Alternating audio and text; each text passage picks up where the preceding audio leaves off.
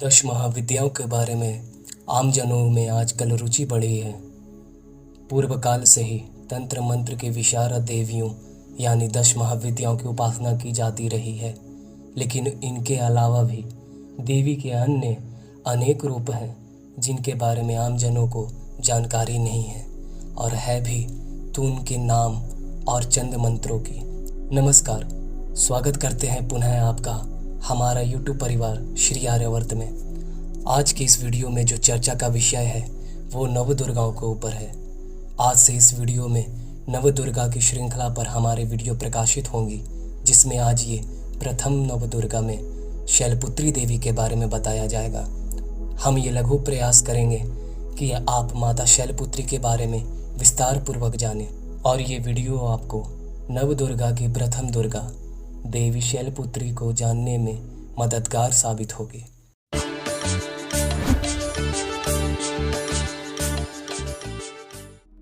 शारदीय नवरात्र आरंभ होने पर चैत्र शुक्ल प्रतिपदा के दिन कलश स्थापना के साथ ही माँ दुर्गा की पूजा शुरू होती है। पहले दिन माँ दुर्गा के पहले स्वरूप शैलपुत्री की पूजा होती है। पर्वतराज हिमालय के यहाँ पुत्री रूप में उत्पन्न होने के कारण ही इनका नाम शैलपुत्री पड़ा था। देवी शैलपुत्री का वाहन वृषभ, दाहिने हाथ में त्रिशूल और उनके बाएं हाथ में कमल सुशोभित है। अपने पूर्व जन्म में ये प्रजापति दक्ष की कन्या सती के रूप में उत्पन्न हुई थी। इनका विवाह भगवान शिव से हुआ था। एक बार वह अपने पिता के यज्ञ में गई तो वहां अपने पति भगवान शंकर के अपमान को सहन न कर सकी। उन्होंने वहीं अपने शरीर को योगाग्नि में भस्म कर दिया। यहाँ ध्यान देने योग्य बात है कि हमने योगाग्नि कहा, अग्नि नहीं। जो अग्नि यज्ञ कुंड में प्रज्वलित रहती है, उन देवों में भी इतना समर्थ नहीं है कि देवी को स्पर्श भी कर सके। इसलिए माता ने स्वयं से उत्पन्न करके योगाग्नि का दाह किया और उसमें स्वयं को भस्मीभूत कर लिया। वही देवी अगले जन्म में शैलराज हिमालय के पुत्री रूप में जन्म लेती हैं और उनका नाम शैलपुत्री नाम से विख्यात होता है। इस जन्म में भी शैलपुत्री देवी शिव की ही अर्धांगिनी बनी, जो पार्वती के नाम से जानी गई। नवदुर्गाओं में प्रथम शैलपुत्री का महत्व और शक्तियां अनंत हैं। नवरात्र पूजन में प्रथम दिन इन्हीं की पूजा और उपासना की जाती है। इस दिन उपासना में योगी अपने मन को मूलाधार चक्र में स्थित करते हैं। यहीं से उनकी योग साधना का आरंभ होता है। शैलपुत्री देवी के पूजन करने से आपका मूलाधार चक्र जागृत हो जाता है, जिससे अनेक प्रकार की आपको आध्यात्मिक उपलब्धियां प्राप्त होती हैं। माता शैलपुत्री अपने वाहन वृषभ रूपी नंदी पर सवार होकर संपूर्ण हिमालय पर विराजमान है।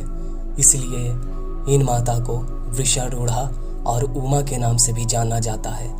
यह वृषभ वाहना शिवा का ही स्वरूप है और शैलपुत्री समस्त वन्य जीव जंतुओं की रक्षक भी हैं। माता शैलपुत्री ने घोर तप करके ही भगवान शिव को पाया था। शैलपुत्री के अधीन वे समस्त भक्तगण आते हैं जो योग, साधना, तप और अनुष्ठान के लिए पर्वतराज हिमालय की शरण लेते हैं। माँ अपने भक्तों की हमेशा मनोकामनाओं को पूर्ण करती हैं।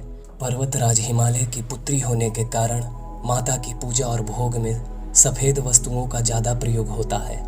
माता को सफ़ेद पुष्प और सफ़ेद वस्त्र ही अर्पित किया जाता है। इसके साथ ही माता को सफ़ेद मिष्ठान का ही भोग लगाते हैं।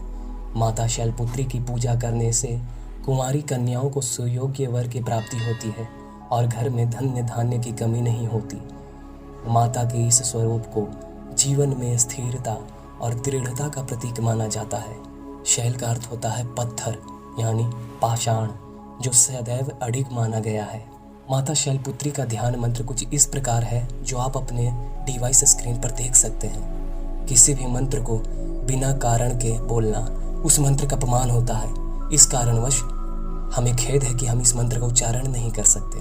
बाकी आप ऊपर डिस्प्ले पर देख सकते हैं कि मंत्र किस प्रकार है।